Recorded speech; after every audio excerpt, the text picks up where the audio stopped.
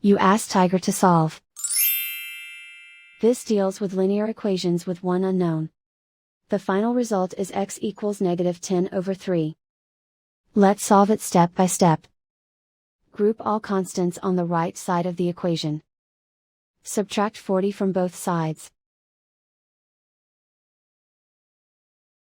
Simplify the arithmetic.